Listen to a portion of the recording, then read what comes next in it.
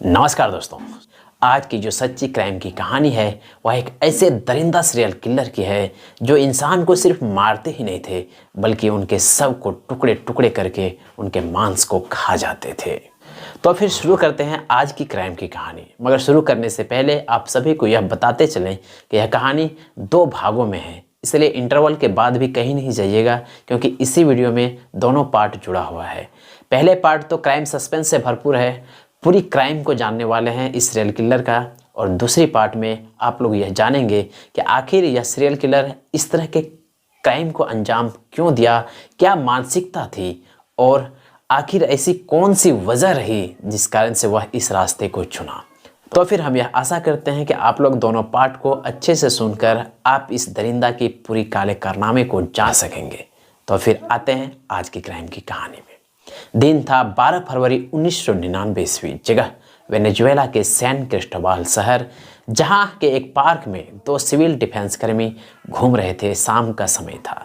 हालांकि उस पार्क में बहुत सारे लोग भी घूम रहे थे, मगर शाम बहुत अधिक ढल गया था जिस कारण से लोग अपने घर जाने लगे थे। यह दोनों सिविल डिफेंस कर्मी अंत तक वहीं रहते हैं और वो दोनों भी अब निकलने ही वाले थे उस पार्क से।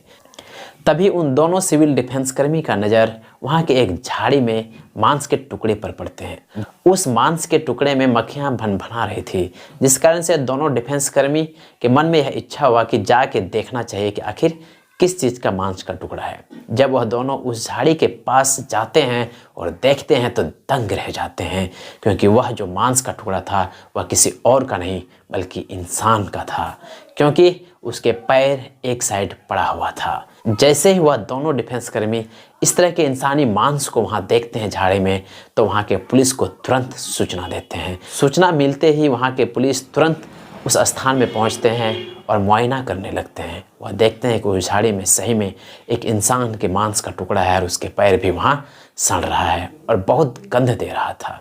मगर जब अगल बगल के झाड़ी में भी पुलिस निरीक्षण करने लगते हैं तो फिर हैरान करने वाली बात सामने आती है, क्योंकि एक के बाद एक लगभग 7 ऐसे लोगों के शव के टुकड़े अन्य झाड़ियों में भी मिले थे। पुलिस घबरा जाते हैं कि आखिर शहर के बीचों बीच इस तरह के वारदात को अंजाम देने वाला कौन है। मगर जैसे ही यह खबर वहाँ के लोगों को पता चल जाता है तो खौफ के साए में कैद हो जाते हैं। अब पुलिस जांच शुरू कर देती है और जितने भी शव के टुकड़े मिले थे उसे पहचान करने का कोशिश करते हैं। तब पता चलता है कि वह शव का टुकड़ा कुछ दिन पहले लापता हुए लोगों की है। अब पुलिस की टीम जोर से जांच करना शुरू कर देते हैं, मगर कुछ दिन हो चुका था, अभी तक कोई सुराग हाथ नहीं लगा था। इसी बीच एक सूचना मिलते हैं पुलिस को। वह सूचना यह था कि सैन क्रिस्टोबाल शहर से कुछ दूर एक झोपड़ी है जो एकांत में है और कातिल का शायद उस झोपड़ी से कोई कनेक्शन है। फिर पुलिस उस झोपड़ी तक पहुंचती है और वहां खोजबीन शुरू कर देते हैं। तो जैसे झोपड़ी के अंदर घुसते हैं तो हैरान कर देने वाला मंजर था, क्योंकि उस झोपड़ी के अंदर 3 इंसान का कटा हुआ सर था, पैर था, हाथ था और मांस के टुकड़े कटोरा में रखा हुआ था, मगर वहाँ कोई व्यक्ति नहीं था। पुलिस जब उस झोपड़ी के अंदर इस तरह के मंजर को देखते हैं तो फिर उसे यह एहसास होने लगता है कि सही में कातिल का कोई ना कोई कनेक्शन इस झोपड़ी से है। फिर वह आगे तफ्तीश शुरू कर देते हैं और पता लगाने लगते हैं कि आखिर इस झोपड़ी में कौन रहता है और कौन आता जाता है। तब जाकर एक शख्स का नाम सामने उभर कर आता है। उस शख्स का नाम था डोरंगल वर्गास, जो कि वेनेजुएला के एक मोस्ट नोटोरियस सीरियल किलर था। फिर वेनेजुएला के जो पुलिस हैं वह डोरंगल वर्गास को ढूंढने लगते हैं। ढूंढने के दौरान ही उसे एक ऐसे पुल के नीचे से गिरफ्तार करते हैं जहां सिर्फ शराबी और बेघर लोग ही रहा करते थे। फिर क्या, जब डोरंगल वर्गास को हिरासत में ले ही लिए थे तो पुलिस उससे पूछताछ करना शुरू कर देती है और पूछने लगते हैं डोरंगल वर्गास से। तब डोरंगल वर्गास जवाब देते हैं हाँ। फिर पुलिस पूछते हैं क्यों, तब डोरंगल वर्गास बताते हैं कि जब मुझे भूख लग जाती थी बहुत ज़ोरों से, तब मैं इस पार्क में सिर्फ उन लोगों को अपना निशाना बनाता था जो अच्छे स्वास्थ्य में हो, ना कि वह मोटा हो ना वह लेडीज हो, और उसे मारकर मैं उनके मांस को खाकर अपना पेट भरता था। तब वह पुलिस उस झोपड़ी के बारे में पूछने लगता है। तब डोरंगल वर्गास बताते हैं कि मेरे पास कोई ऐसा रेफ्रिजरेटर नहीं था जिससे मैं इंसानी मांस को कई दिनों तक रख सकता, इसलिए मैं उस झोपड़ी में ही रखता था और जब भी मुझे भूख लगता था तो वहाँ मैं जाकर खा लेता था। मगर इंसानी मांस जल्दी ही सड़ जाता था, जिस कारण से मैं हमेशा इंसान को मारते रहता था और उनके मांस को टुकड़े कर खाते रहता था और अपना पेट भरता था।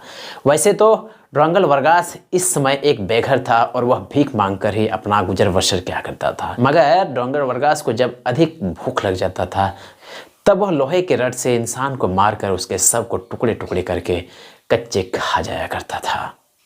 पुलिस जब ड्रोंगल वर्गास की इस बात को सुनते हैं तब उसे यकीन हो जाता है कि आखिर इतने सारे लोगों का कातिल पकड़ा गया। मगर पुलिस आगे ड्रोंगल वर्गास से पूछते हैं कि तुमने इस तरह के काम को अंजाम क्यों दिया, क्या मकसद था, तुम्हारा बचपन कहाँ बीता था। तो फिर इन सारी बातों को जानने के लिए अब आप स्टोरी के पार्ट 2 में चलिए। तो आते हैं पार्ट 2 में। 14 मई 1957 ईस्वी को ड्रोंगल वर्गास का जन्म एक किसान परिवार में होता है और यह परिवार जंगली एरिया में रहा करता था। फिर जब ड्रोंगल वर्गास थोड़ा बड़ा होता है तो वेनेजुएला लिबरेशन फोर्स में भर्ती हो जाता है, जो कि जंगल में गश्त लगाने का काम किया करता था। वहाँ कुछ दिन काम करने के बाद एक बार 1995 ईस्वी में एक इंसान को मारकर उसके टुकड़े टुकड़े करके उसके मांस को कच्चा खा गया था। जब यह वारदात सामने आती है तो लोग पुलिस को सूचना देते हैं और पुलिस उसे गिरफ्तार कर लेते हैं और पुलिस पूछताछ करने लगते हैं। मगर लगने लगता है कि वह एक मनोरोग से ग्रसित है, इसलिए उसे मनोरोग संस्थान में भर्ती करा दिया जाता है। वहाँ जब उसका इलाज चल ही रहा था कि वह भागने में वहाँ से कामयाब हो जाता है और भागने के बाद वह दोबारा लिबरेशन फोर्स में भर्ती नहीं हुआ और घर भी लौट कर नहीं आया। वह एक बेघर की ज़िंदगी जीने लगा। वह एक भिखारी बन गया और जगह जगह मांग कर खाने लगा। फिर क्या, वह मांगते मांगते सैन क्रिस्टोबाल पहुँच चुका था, जहाँ एक पुल के नीचे ही रहा करता था, जो कि एक बार के सामने पड़ता था। और वहाँ अक्सर जो लोग शराब पीते थे अधिक, वह घर नहीं जा पाते थे तो वहीं सो जाया करते थे। मगर इसका नाजायज़ फ़ायदा उठाते हुए ड्रोंगल वर्गास अपने एक लोहे के रड से उन लोगों को मारता था जो शराब पीकर उसके साथ बैठते थे और मारकर उसके बॉडी को टुकड़े टुकड़े कर देता था। फिर क्या, उसके कच्चे मांस को खा जाया करता था। आगे ड्रोंगल वर्गास ये बताते हैं कि मुझे इंसान के जांग के मांस खाने में सबसे अधिक मज़ा आता था, इसलिए मैं उन मांस को खाता था जो मुझे मुलायम लगता था और फिर जो हड्डियाँ बचती थी उसे नदी में फेंक देता था और मनुष्य के जो खोपड़ी हाथ पांव को ज़मीन में गाड़ दिया करते थे। यह बात जब पुलिस को बताते हैं तो पुलिस हैरान रह जाते हैं। मगर आगे ड्रोंगल वर्गास यह बताते हैं कि मैं यह काम तभी करता था जब मुझे बहुत अधिक भूख लग जाती थी और अपने भूख को मिटाने के लिए मैं इंसान को मारता था और उनके मांस को खाया करता था। फिर ड्रोंगल वर्गास आगे बताते हैं कि मैंने 1998 से लेकर 1999 तक 1 दर्जन लोगों का कत्ल किया हूँ और सिर्फ ऐसे लोगों का ही कत्ल किया हूँ जो अच्छे दिखते हो, अच्छे स्वस्थ में हो, ना कि वह मोटे हो और ना कि वह लेडीज हो, क्योंकि मैं लेडीज और मोटे लोगों का मांस खाना पसंद नहीं करता हूँ। और बूढ़े लोगों को भी मैं नहीं मारता था क्योंकि उनके मांस सख्त होते हैं और संक्रमित होते हैं। फिर क्या, ड्रोंगल वर्गास अपनी पूरी क्राइम को जब पुलिस के सामने बता देते हैं। फिर क्या, जब ड्रोंगल वर्गास पुलिस के सामने इन सारी बातों को बता देते हैं तो फिर 12 फरवरी 1999 का वह दिन भी आ जाता है जब ड्रोंगल वर्गास के द्वारा मारे गए सब के टुकड़े पुलिस को मिलती है और पुलिस खोजबीन करने के बाद ड्रोंगल वर्गास को हिरासत में ले लेते हैं। पुलिस ड्रोंगल वर्गास की इन सारी बातों को सुनने के बाद उसके ऊपर मुकदमा दर्ज कर उसे जेल भेज देते हैं। मुकदमा अदालत में चलने लगती है और अदालत में सुनवाई के दौरान उसे दोषी घोषित कर दिया जाता है 11 लोगों की हत्या के विरोध में और आजीवन कारावास की सज़ा सुनाते हैं। जब वह जेल जाते हैं तो जेल में भी 2016 ईस्वी में 2 कैदी को मार देते हैं और मारकर उनके मांस को टुकड़े करके उसे कच्चे खाने लगते हैं और फिर अपने साथी कैदियों को भी परोसते हैं। जब इस तरह के वारदात को अंजाम ड्रोंगल वर्गास जेल में देते हैं तो सबको हैरान रह जाते हैं और सभी को यह लगने लगता है कि इसे इंसान के साथ रखने में अच्छाई नहीं है, क्योंकि यह इंसान के मांस को ही खाता है मारकर। इसलिए उसे अब एक विशेष प्रकार के सेल में रखा है जिसमें सिर्फ ड्रोंगल वर्गास ही रहते हैं और कोई दूसरा कैदी नहीं।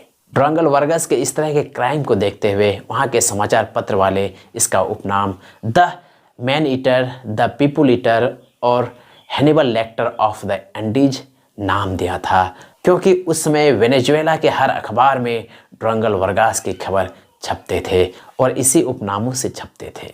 तो फिर यह थी कहानी एक ऐसे दरिंदा, एक ऐसे खूंखार सीरियल किलर का जो इंसान को मारता था, उनके सब को टुकड़े टुकड़े कर उनके मांस को कच्चे खा जाया करता था।